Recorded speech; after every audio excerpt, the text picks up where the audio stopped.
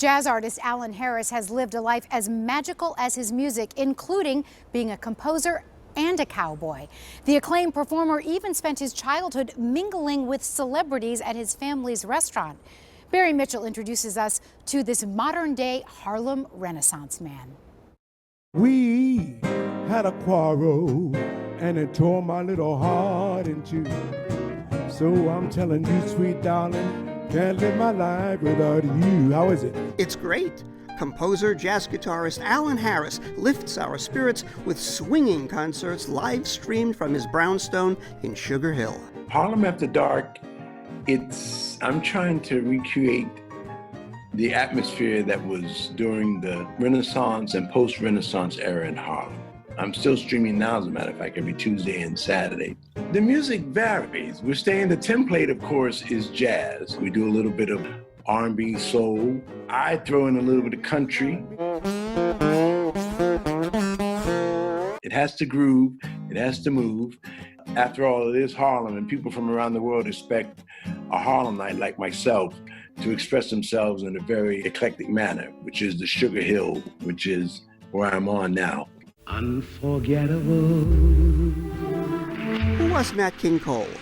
Nat was one of the first male vocalists who performed for white audiences without having to skin and grin, tap dance, have a comedian beside him.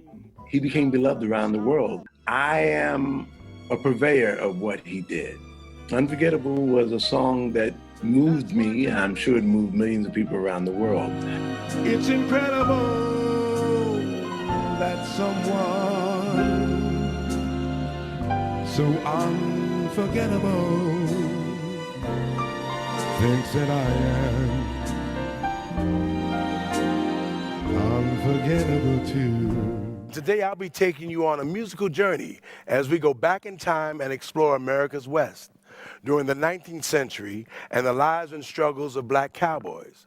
Must have been a great thrill for you to have the Kennedy Center do a production of your play and use it as an interactive teaching tool.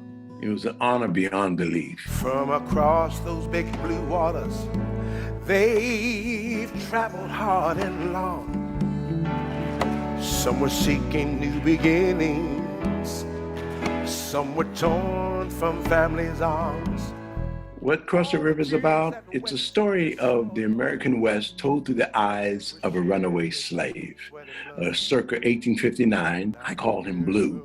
And it shows his escapades, being what it is as a black cowboy. How I got the idea, my grandfather had a 600-acre ranch outside of Pittsburgh. And there we rode horses, and men of color handled livestock there. It was a wonderful time. I used to come back to New York and be admonished by my classmates and teachers when I tell them that, yeah, I was riding horses with black cowboys on my grandfather's ranch, and they would say, there's no black cowboys, stop it. In fact, 1 in 4 cowhands of the Old West were people of color. I once spent a day at the Federation of Black Cowboys stable in Howard Beach, and they told me the word cowboy had very negative connotations. The term cowboy was a negative connotation at first, go get that cowboy if you would, but then the name caught on and everybody wanted to be a cowboy, and you had to be good at roping, riding, and shooting.